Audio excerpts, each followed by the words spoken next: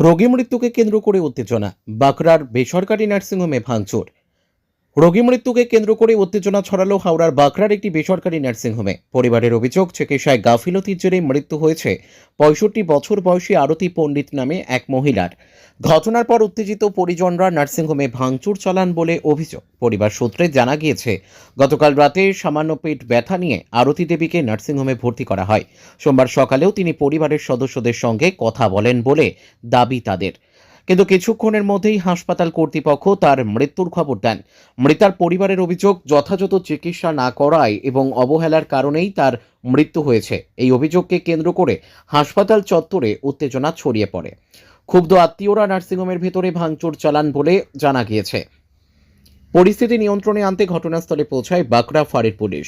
Police এসে পরিস্থিতি স্বাভাবিক করে এবং উভয় পক্ষের সঙ্গে কথা বলে ঘটনার তদন্ত শুরু হয়েছে বলে পুলিশ সূত্রে খবর।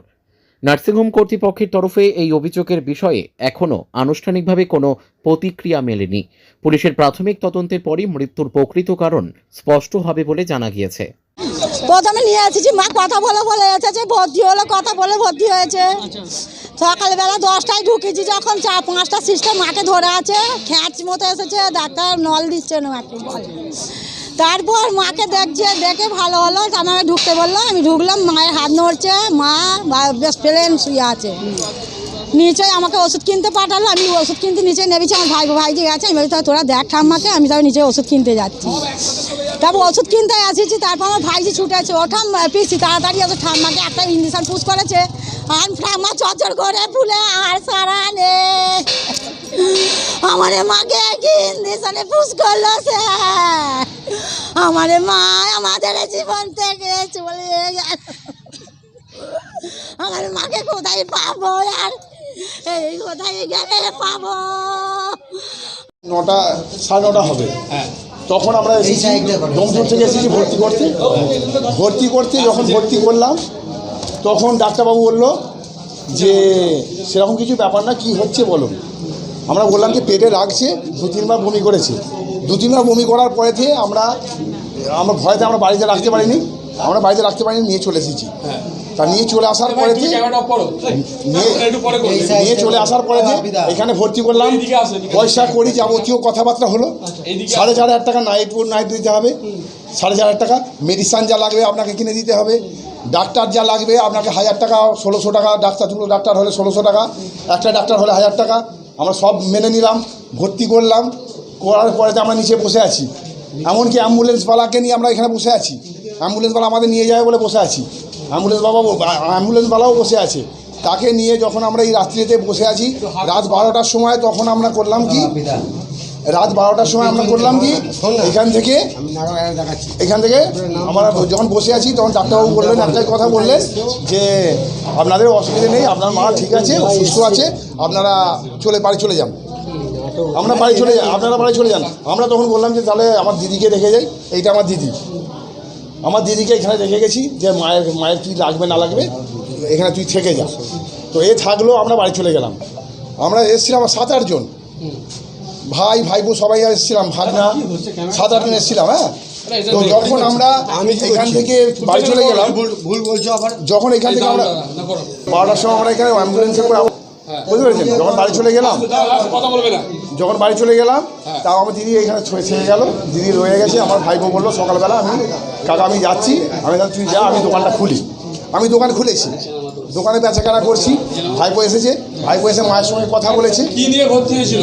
পেটে শুধু লাগছিল, পেটে গ্যাসের জন্য।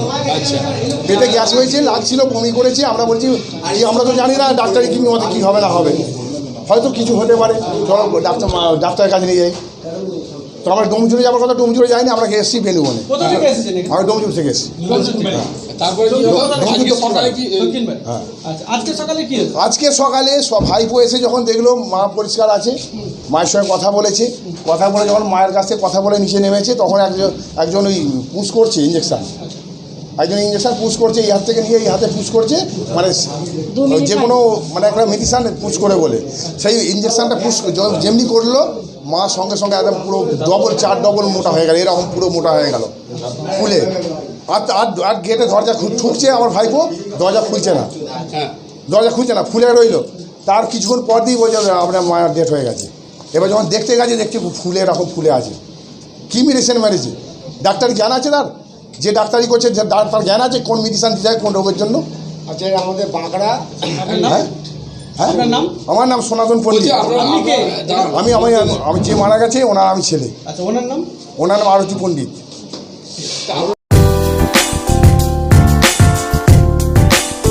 আপনার সেলাই শেখার স্বপ্ন পূরণ হোক অনন্যা সেলাই সেন্টারে। আপনি কি নিজের হাতে সুন্দর পোশাক তৈরি করতে চান? একটি নিশ্চিত ভবিষ্যতের জন্য সেলাইকে পেশা হিসেবে নিতে চান? তাহলে আজই যোগাযোগ করুন আমাদের সাথে।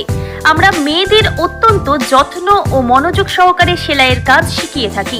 কোর্সের শেষে সফলভাবে প্রশিক্ষণ সমাপ্ত করলে সার্টিফিকেট প্রদান করা হয়। অত্যাধুনিক ইলেকট্রনিক মেশিন এবং ঐতিহ্যবাহী প্যাডাল মেশিনের মাধ্যমে হাতে কলমে প্রশিক্ষণ দিয়ে থাকি। এখানে প্রাথমিক সেলাই থেকে শুরু করে বিভিন্ন প্রকার পোশাক তৈরি ও ডিজাইনিং এর প্রশিক্ষণ দেওয়া হয়। ঠিকানা মিলপাড়া ৩ নম্বর ওয়ার্ড, তিলক চাঁদের গলি, ধূপগুড়ি, জলপাইগুড়ি।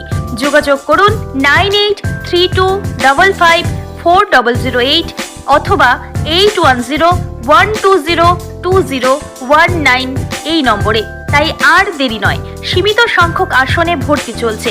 নিজের পায়ে দাঁড়ানোর সুযোগ নিন।